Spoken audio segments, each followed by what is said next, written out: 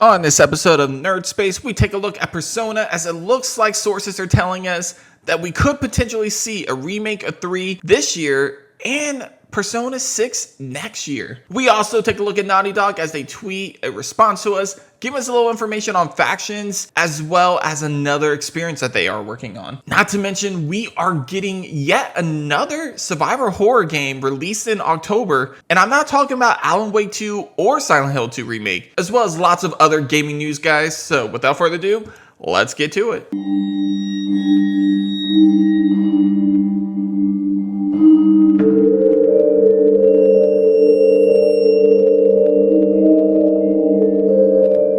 Welcome back, gamers. Thank you for clicking on this episode of Nerd Space Gaming News. I'm Ruben, your host, and I'm here to talk to you guys about some gaming news. But before I do, I want to remind you guys, if you haven't already, hit that subscribe button. It really helps our channel out, and of course, I really do appreciate it. But let's just jump straight into the gaming news today, starting off with, of course, the PlayStation Showcase. And I'm going to race through this because I know you guys probably already seen plenty of videos on this. You don't really need to talk too much about it or hear too much about it.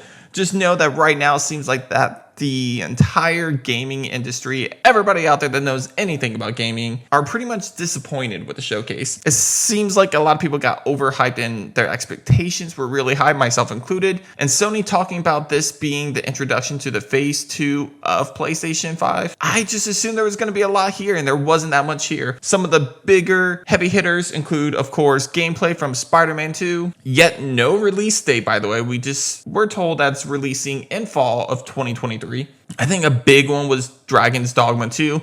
I've never played the first one. However, this trailer definitely hooked me. It has me interested, and I might actually go back and play the original game. Problem is this is just a third-party game that's going to release on every console. So it's not an exclusive, and I think that was the problem with this showcase. You also get a release date for Assassin's Creed Mirage, October 12th, we'll see that game, as well as an update on Alan Wake 2, which we'll talk more about, and an announcement for Metal Gear Solid. And again, we'll talk more about that later because there's some additional news regarding that game. Some of the new games announced at this PlayStation Showcase, brand new titles that we didn't know about, include a really cool IP known as Phantom Blade. That game looks intense. I love the combat system in that game from what it showed off.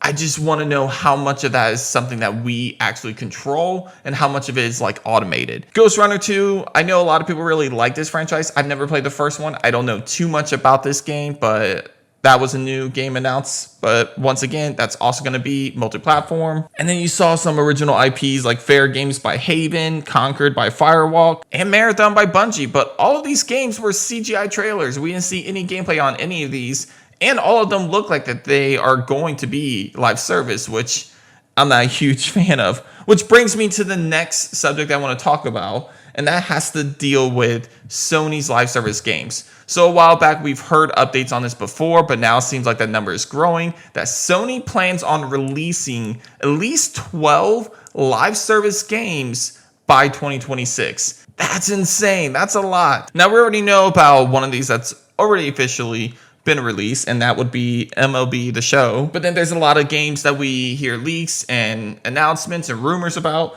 including stuff like the Horizon multiplayer game and the Twisted Metal game. And then there's stuff that's been announced specifically at the showcase, but we've seen that The Last of Us multiplayer is probably going to be a live service game. We have Foam Stars, which looks like a Splatoon ripoff kind of. Marathon, Fair Games, Conquered. The list goes on. So there's plenty of different live service games in the works, and it's a little concerning, honestly, because I feel like live service is something that needs to die, and Sony's probably one of the biggest supporters of the live service aspect. And before we move on past the showcase, something else I want to talk about actually comes down to a tweet from Xbox themselves, because Xbox wants to take a little jab at Sony. So Xbox, almost immediately after the showcase, tweets a little graphic that shows some of the upcoming games announced for the Xbox. And they're showing off a lot of the games that Sony announced, including the Metal Gear Solid remake, and even something like Marathon, which I would have thought would have been an original IP, or at least this PC and PlayStation. no, Bungie's Marathon is going to be on the Xbox as well. So that's an interesting bit of information there. And yeah, I don't blame Xbox for taking every little jab they possibly can at Sony after all the stuff they try to pull with the purchase of Activision. But after the showcase, there's been a lot of talks and stuff, and a lot of reliable sources just came out and said that they're really surprised about the showcase, because someone like Tom Henderson, and he's from Insider Gamer, and he actually said that he's seen trailers from some of the rumored titles that were supposed to be announced at this event, and he's really shocked that some of those things didn't pop up. So it seems like a lot of sources are wondering, where are the rest of these announcements? A lot of stuff was supposed to be at the showcase. Well, a lot of people are talking about if there could be another PlayStation showcase in 2023. And I think it's possible, because there are a lot of Sony projects in the works, and maybe there's just wasn't enough time to focus on all of those titles all at once. So maybe later in the year, maybe we could probably see another PlayStation showcase and potentially like a September date. Or maybe Sony just says screw it and they'll just bring out all the big guns at the Tokyo Game Show. Not really sure, but that is the talks right now, is do we think we could see another PlayStation showcase in 2023? Let me know in the comments what you guys think. Do you think we will? I'm sure we all think we should, but the question is, do you think we will actually see another showcase in 2023? Now, I mentioned it earlier in this episode, but there's two games I wanted to focus on that were announced at the showcase. One has been announced for a while, but now we officially got a release date, and that is Alan Wake 2. So Alan Wake 2 actually gets an official release date, and it's releasing this year as expected on October 19th. However, there's a few more details that kind of surprised a lot of us. First off, this game is not getting a physical copy. We're only seeing a digital copy of this game. And their reasoning for this is that they wanted to try to keep the price down, which leads us to our next little bit of information. The purchase price for this game is actually only $60 on console and $50 on PC. So by releasing it on digital only, they said that they were able to keep the cost down, and that's exactly why we're getting that price point. Also, they said that we can tune in to Summerfest, where we'll see more gameplay at that event. So that's really exciting, because the little bit that I did see looks really interesting. This seems like it's the year of survival horror. There's a lot of survival horror games coming out. We've already had a couple with the likes of the Resident Evil 4 remake and Dead Space, and both of those were really, really great. And then there's some more coming later this year. The last little bit that we'll talk about when it comes to Alan Wake 2 is that there's already in the works of releasing a post-launch DLC package that is known as Night Springs DLC and the Lake House DLC, which both sound really, really cool. Seems like it's additional story DLC, which is my favorite type of DLC. But jumping from that one to the new game announced at the PlayStation Showcase, and that would be Metal Gear Solid Delta Snake Eater. It's kind of a mouthful for a title, but hey, they didn't want to call it Metal Gear Solid 3 Remake, so this is probably their way of kind of avoiding that. But anyways, this game is apparently actually being developed by Konami and Virtuos, which is interesting because at the showcase, we didn't see anything of Virtuos. It just said Konami. So a lot of people were asking questions and wondering if Konami's the only one working on this game. And a lot of people were concerned, honestly, because when Konami works on a game by themselves, yeah, it's concerning for the most part, especially nowadays. But it seems like Virtuos did officially announce that they are working on the game. They are co-developing it with Konami. So that's good news. And during the PlayStation Showcase, they also announced a master collection that includes Metal Gear Solid 1, 2, and 3. But actually, it also includes Metal Gear 1 and Metal Gear 2, which are two NES games. So that's really interesting. That actually has me intrigued to give this franchise a shot. I've said this multiple times. I've really only played one game in this franchise, and that's Metal Gear Solid 2, Sons of Liberty. I haven't really played any of the other games, so I'm really excited to actually just maybe try to get into this franchise. And another interesting thing that they actually pointed out regarding this collection is that it's called Volume 1, which kind of hints to the fact that we could see a Volume 2, which might include maybe Phantom Pain or some other Metal Gear Solid titles. Volume 1 of this collection releases in fall 2023, so it shouldn't be too long before we see that. But yeah, let me know in the comments, what do you guys think about the Metal Gear Solid announcement? What do you think about the teaser trailer that we got? So moving on past the PlayStation Showcase, all the announcements that we got there, I want to talk about some of the upcoming showcases, starting with Summerfest. That's going to be the next showcase, the next big event, where we'll see a few different announcements. We heard from Jeff Keighley about some of the different things to expect with the showcase. First off, we'll see this showcase on June 8th, It will start at 3 p.m. Eastern time, and it's supposed to be about 2 hours long. And even though that seems like a lot of different information we could possibly get at this event, Jeff actually came out and said that we're probably only going to expect around 3 to 4 pretty big announcements. We have another big showcase coming a little bit after that, and that's going to be the Xbox showcase, which everyone's looking forward to next, because this is going to be how Xbox takes a shot back at Sony. And after Sony's poor performance, Xbox probably needs to knock it out of the park here. Now, we did hear from Phil Spencer regarding this event, and we're supposed to see this showcase on June 11th at 1 p.m. Eastern, but he wanted to manage our expectations. He doesn't want to overhype this event. Actually, kind of the opposite of Jim Ryan. But immediately following this showcase, we're also supposed to see a full-blown Starfield Direct, which makes sense since this game is supposed to release in September of this year, so we need to see a lot more of that game. But that's pretty much the two big showcases. There's a few other stuff like a Ubisoft Forward after the Xbox showcase, a couple other things. But for the most part, these are probably the next two big showcases that we're going to see. But jumping from the showcases, we're going to take a look at Dead by Daylight. Now, this news is a little bit old. I haven't done a news video in over a week, so I'm playing catch up here. But just want to go ahead and throw out there that Dead by Daylight has some information coming out for us. First off, Nicolas Cage is coming to Dead by Daylight. Interesting choice because he's playing himself in this, which is the first time we've seen this done. But if you're interested in learning more about Nicolas Cage being in Dead by Daylight, they're going to give us more information on how that's going to work on July 5th. But what's really, really cool is that it seems that Behavior is really excited about the Dead by Daylight franchise, and they want to start building on that a little bit more. So they are working with 2 other developers on 2 different games relating to the Dead by Daylight universe. The first one, they're working with Supermassive Games. Now, if you don't know who they are, they're the people that bring us The Quarry and Until Dawn. It's a really, really cool developer because I like the narrative games that they tell. Some of them, not so great. Until Dawn is their first one, and that one's still my favorite. But they do tell a really good story. And I think that could work well with a Dead by Daylight game because it has a very unique lore to it.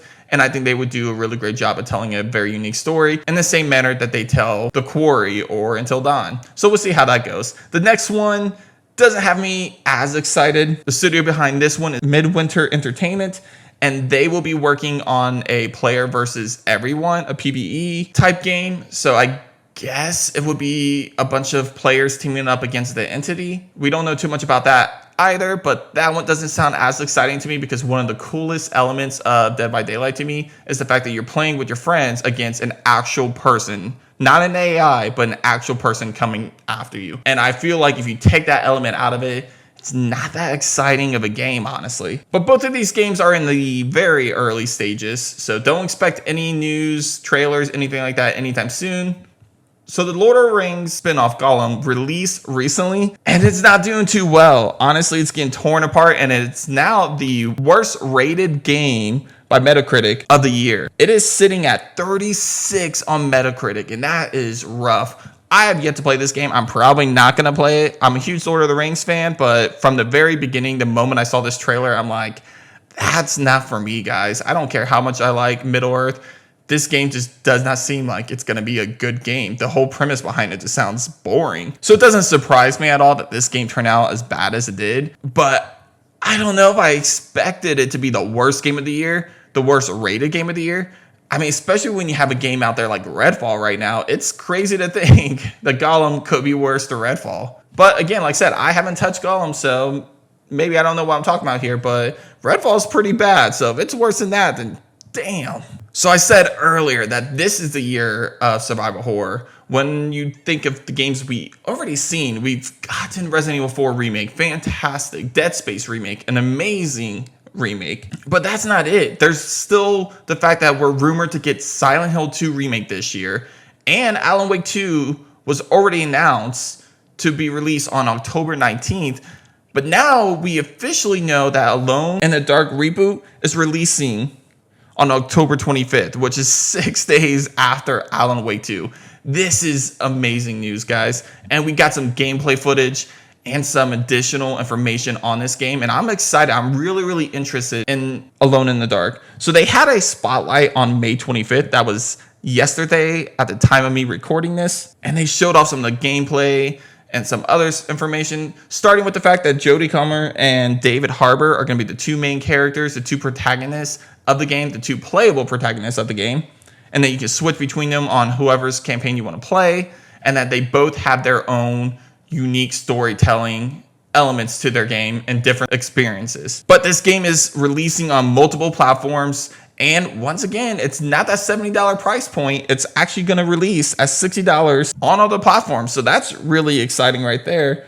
But if you're still hesitant about checking this game out, about playing this game, they've released the prologue, and you can play the prologue as of today to see, okay, does this game feel like the right pick for me? And honestly, I haven't played it yet, but it looks really exciting. I might play it, but I also pretty much already sold on it, and I kind of like experiencing the game for the first time when I buy it. So I might hold off on playing prologue. But let me know in the comments, are you guys going to try the prologue? If you already have, what do you think? And are you picking this game up in October? So one of the biggest disappointments for the PlayStation Showcase was definitely the lack of Naughty Dog. So everyone expected, like, just under Spider-Man 2 gameplay being shown off, everyone expected the next big thing to be shown off at the showcase was The Last of Us Factions, which is pretty much the standalone multiplayer experience for Last of Us. And we didn't see any of that. Well, it looks like Naughty Dog went ahead and sent a tweet out. Here's what they said. The Last of Us fans, we know many of you have been looking forward to hearing about our The Last of Us multiplayer game. We're incredibly proud of the job our studio has done thus far, but as development has continued, we've realized what is best for the game is to give it more time. Our team will continue to work on the project, as well as our other games in development, including a brand new single-player experience. We look forward to sharing more soon.